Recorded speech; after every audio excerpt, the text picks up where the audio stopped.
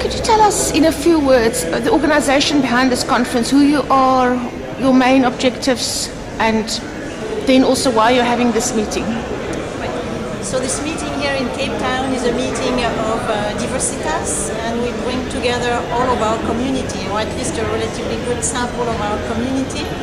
Diversitas is an international program that is dedicated to biodiversity science, and we are under two organizations, one that people usually know, which is called UNESCO, and another one called ITCC, the International Council for Science, which really was built in the early days after World War II to really bring scientists during the Cold War on neutral territory where they could actually really discuss science.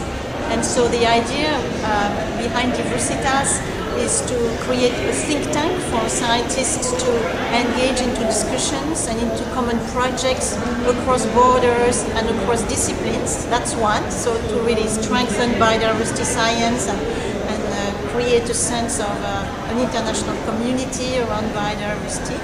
And two is to give a voice to this community into some important policy discussions.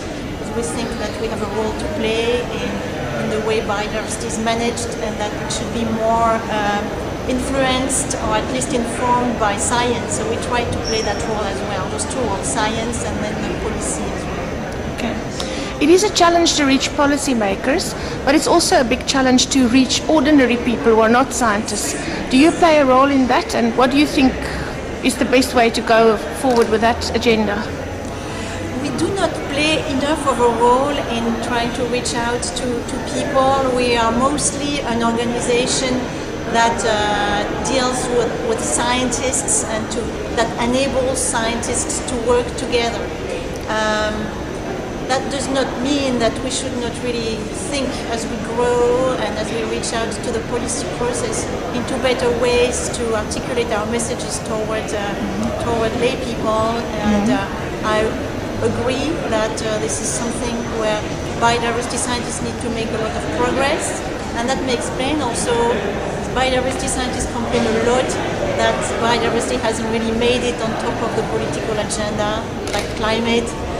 But the way climate got into the agenda was by reaching the public and then the politician. That's how it works. And so for biodiversity, we're trying to reach the politicians perhaps directly, and that's certainly not the best way to do that. And so we should also try to have a better message. So we should work on that. If you had to give people a message, scientists especially, about next year, the International Year of Biodiversity, what would that be? Do you think they have a duty to participate, to play a role?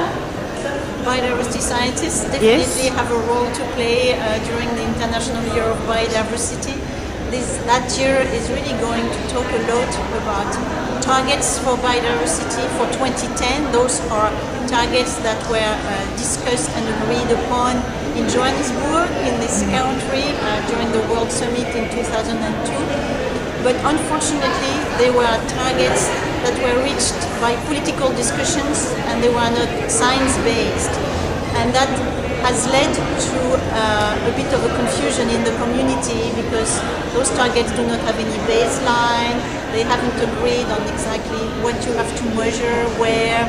And so we are hoping that the 2010 is going to create the right momentum to actually give ourselves the means to make better measurements to measure biodiversity change, and we are really hoping to be able to do that. Thank you very much, Anne.